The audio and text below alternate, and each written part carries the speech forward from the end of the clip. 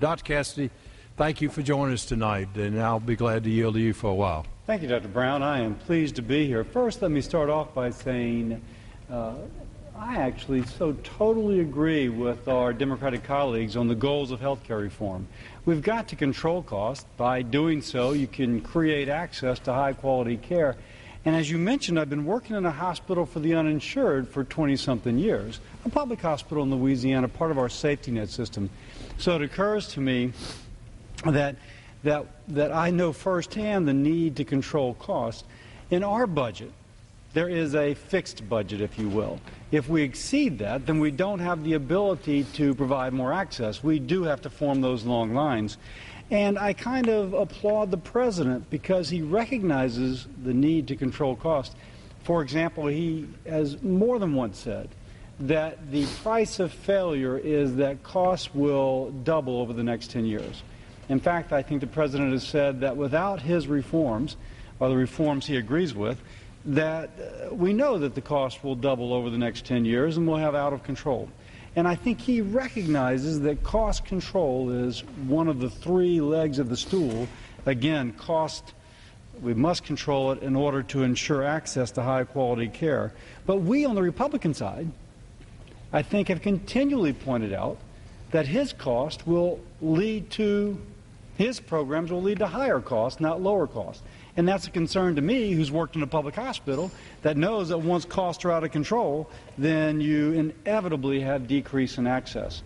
I was struck today that there is an independent, an article that just came across the Associated Press, that under the proposed overhauls, the U.S. healthcare tab would grow. That's the headline. And this is an analysis by the Health and Human Services Department looking at the impact of the H.R. 3200 upon overall health care costs. Tell me it's not so. It's going to go up. The health care costs are going to go up. You know, in one sense, it's almost humorous. In another sense, it's almost tragic. It is because tragic. What we've been saying all along, that under these proposals, cost actually goes up. And we know in our practice, when that cost goes up, inevitably, there is some sort of squeeze down on people's access to high-quality care by this, which is independent government economist. This is the Medicare Office of the Actuary. It says that the report found that health care would account for 21.3% of the U.S. economy in 2019 under these reforms, slightly more than an estimated share of 20.8% of the economy if no bill passes.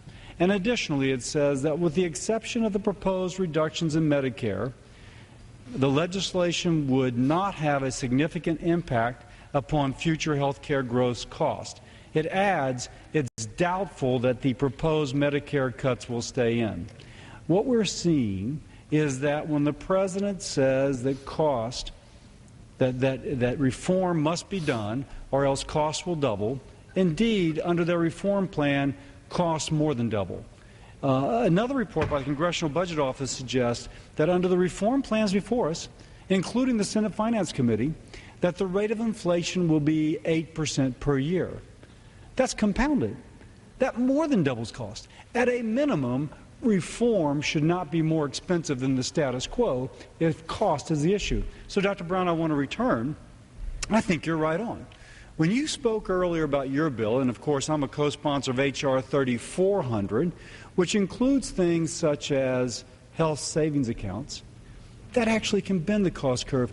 I was speaking to a woman back home who does small group insurance. I called her up and I said, if you have a family of 4 with an HSA and a wraparound catastrophic policy versus a family of 4 with a traditional insurance policy, what's the rate of inflation? She said, well, with the health savings account and the wraparound catastrophic, about 6% per year.